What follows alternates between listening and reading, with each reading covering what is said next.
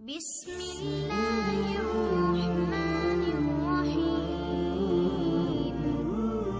Ayesha Siddiqa रदी अल्लाह ताला अन्हा फरमाती हैं, एक औरत थी और उसे नबी पाक सल्लल्लाहु ताला अलैहि वसल्लम ने वो कलमा पढ़ के मुसलमान हुई, मदीना तैयबा आ गई तो हुजूर ने मस्जिद नबवी शरीफ में उसके लिए मकान, एक सादा सा कमरा साथ मस्जिद के बनवा दिया, वहीं रहने लगी।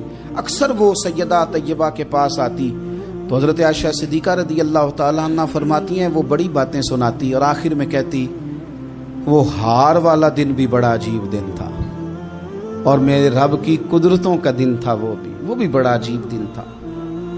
सैयदा आयशा सिद्दीका रदी अल्लाह ताला अन्हा एक दिन फरमाने लगी कि तू हार वाले दिन का बड़ा जिक्र करती है, वो क्या दिन था?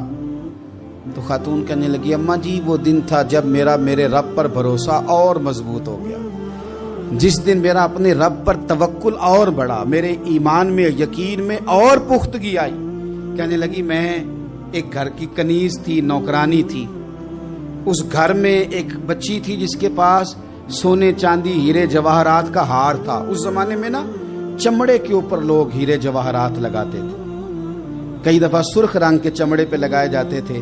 वो बच्ची पहनती थी तो कहती हूँ बच्ची के उसने उतार के रखा या उससे गिरा वो हार तो चील उसे उठा के ले गई गोश्त समझ के और मेरे सामने उठा के ले गई।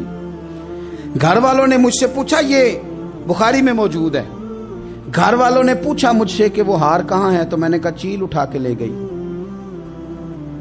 घर में कुछ चोरी हो जाए तो सबसे पहला इल्जाम किस पे लगता है? मुलाजिमीन पे। कहते उन्होंने मुझे बड़ा मारा, बड़ी तकलीफ थी, हत्ता कि मेरी शर्मगाह तक की तलाशी, मेरी इज्जत इतनी खराब की मैं बता नहीं सकती। मैंने अपनी जिंदगी में एक वाकया देखा, एक अमीर घर में चोरी हो गई, मुलाजिम को इतना मारा कि वो चारपाई पे पड़ गया। पुलिस वालों से इतनी मार पड़वाई गई कि वो बेचारा चारपाई पे पड़ गया और फिर वो इतना बीमार हुआ और कुछ दिनों के बाद पता चल गया कि चोर तो अपना बेटा है उनका। फिर उसका इंतकाल हो गया। अब वो सेठ साहब और घर वाले आके ना मरने वाले के कान में माफिया मांग रहे हैं, कान में। तो मैंने उनसे फिर कहा था कि ये तो अब चला गया है, तुम्हारा जोर चलता था ना तो तुमने कानून खरीदा और तुमने इसे जितना हो सका तुमने इसे मार पड़वाई। तुम्हारे पास जो अदालतें थी तुमने वहां कार्रवाई की, अब एक अदालत क़यामत के दिन लगेगी। ये कमजोर था ना, कुछ कर नहीं सका।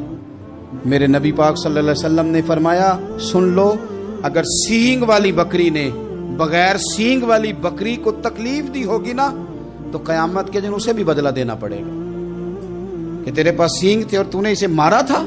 वो खातून अर्ज करती है सैयदा आयशा की खिदमत में कि मुझे बड़ा मारा, मुझे तकलीफ दी, मैं कह रही थी कि मेरे सामने चील ले गई है पर वो नहीं मान रहे थे। अम्मा जी उन्होंने मुझे बड़ा मारा। हजरत आयशा सिद्दीका कहती हैं, फिर क्या हुआ? कहने लगी, अम्मा जी जब कोई मेरा मददगार ना रहा, मुझे तकलीफ दे रहे थे, रुसवा कर रहे थे, तो मैंने अपने रब से मदद चाही, मेरे रब की तरफ मैंने तवज्जो की, मैंने कहा मालिक अब तू ही मेरा मददगार है।